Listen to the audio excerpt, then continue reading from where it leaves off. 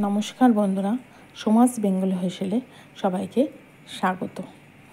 আমি আজকে ভেটকি মাছের কালিয়া রান্না করব, সেই রেসিপিটাই আপনাদের সাথে শেয়ার করব। তো সবার আগে যদি আমার চ্যানেলটা আপনাদের ভালো লেগে থাকে তাহলে অবশ্যই সাবস্ক্রাইব করবেন। আমি প্রথমে ভেটকি মাছটার মধ্যে নুন, হলুদ, সরষের তেল আর লঙ্কার গুঁড়ো দিয়ে এটাকে ম্যারিনেট করে রাখবো আধ ঘন্টার জন্য। ম্যারিনেট করে রাখলে একটু বেশ ভালো হবে। ভালো করে মাছটার মধ্যে নুন, হলুদ এটা ভালো করে হাত দিয়ে ভালো করে মাখিয়ে নিতে হবে, যাতে এর ভিতরে মশলাটা পুরো ঢুকে যায়। এবার একটু রেখে দিই এটাকে আমি সাইডে। এবারে আমি একটু পেঁয়াজ কেটে নিই। যেহেতু মাছ আমার খুব একটা বেশি না, আমি ছোটো ছোটো দুটো পেঁয়াজ নিয়েছি। আপনাদের পরিমাণ অনুযায়ী আপনারা পেঁয়াজটা নেবেন। এতে একটা টমেটো নিয়েছি। এবার একটু পেস্ট করে নেবো, আদা রসুন একটু পেঁয়াজ আমি একটু অল্প একটু পেস্ট করে নেবো। কড়াতে সর্ষের তেল দিয়েছি, গরম করে নিয়েছি। নিয়ে এবারে আমি মাছগুলো সব এক এক করে ভাজবো। মাছটা আমি খুব একটা কড়া করে ভাজবো না, মিডিয়াম ভাজবো। সব এক এক করে আমি সব মাছগুলো ভেজে নেব। ভেটকি মাছে যেহেতু কাঁটা থাকে না, খেতে খুবই ভালো, বাচ্চাদেরকে খাওয়াতেও বেশ সুবিধা হয়। খুবই একটা ভালো মাছ, আপনারা অবশ্যই করে খাবেন। এবার এদিকে আমি একটা পেস্ট তৈরি করে নিই। আমার আদা রসুনটা পেস্ট করা হয়ে গেছে।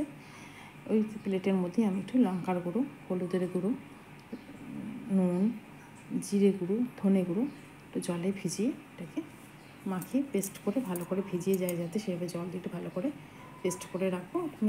মানে মশলাটা একটু ভিজে থাকলে বেশ মশলাটা একটু নরম হয়ে যায় আর একটু ফুলে ওঠে, বেশ ভালো হয়। আমার মাছগুলো ভাজা হয়ে গেছে।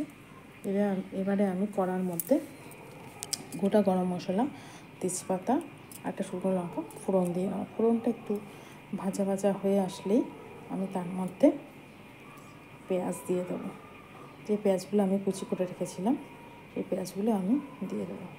পেঁয়াজটা বেশ ভাজা ভাজা হয়ে আসবে।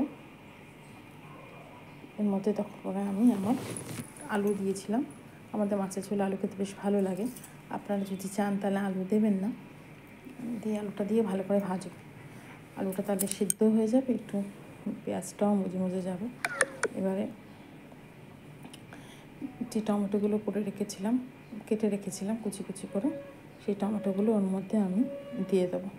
বেশ মজে মজে আসলেই তখন আমি আদা রসুনের যে পেস্টটা ছিল সেটা দেবো। সেটা দিয়ে একটু ভালো করে নেড়ে চেড়ে নেব। ওটাও একটু ভাজা ভাজা হয়ে আসলে তারপরে আমি যে মশলার পেস্টটা করে রেখেছিলাম সেই পেস্টটা আমি ওর মধ্যে ঢেলে দিয়ে আবারও ভালো করে কষাবো।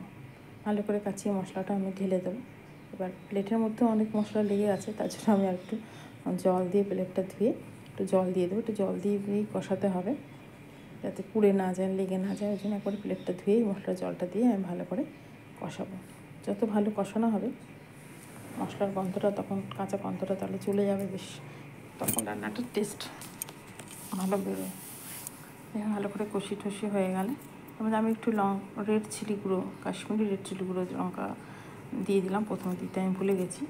আপনারা যদি চান তো দেবেন, যদি না চান না দেবেন। দেখতে একটু ভালো লাগে, ঝাল তো হয় না, দেখতে একটু ভালো লাগে। আপনারা চাইলে কাঁচা লঙ্কাতেও করতে পারেন, লাল লঙ্কা গুঁড়ো যদি না চান। ভালো করে আলুটা সিদ্ধ হয়ে আসলে তখন আমি একটু জল দিয়ে দেবো। মাছটা দিয়ে একটু নেড়ে চেড়ে একটু জল দিয়ে এটাকে ভালো করে ফুটাবো। ফুটে আসলেই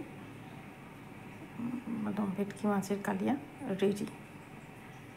যত একটু ফুটলে একটু মাছের টেস্টটা ঝোলের মধ্যে চলে যাবে, বেশ ভালো হবে। তখন একটু গরম মশলা, একটু ধনেপাতা দিলেই ফুটলে মাছ রান্না রেডি। এবারে আমি এর মধ্যে একটু গরম মশলা আর ধনেপাতাটা দিয়ে ভালো করে ফুটিয়ে নেবো। ব্যাস, মাছের ঝোল রেডি। খুবই টেস্টি একটা মাছের ঝোল। অবশ্যই আপনারা ট্রাই করবেন। ভালো লাগলে লাইক করবেন, কমেন্ট করবেন, অবশ্যই শেয়ার করবেন আর অবশ্যই সাবস্ক্রাইব করবেন। খুবই টেস্টি একটা মাছ, আপনারা অবশ্যই খাবেন এবং জানাবেন কেমন লাগলো খেতে।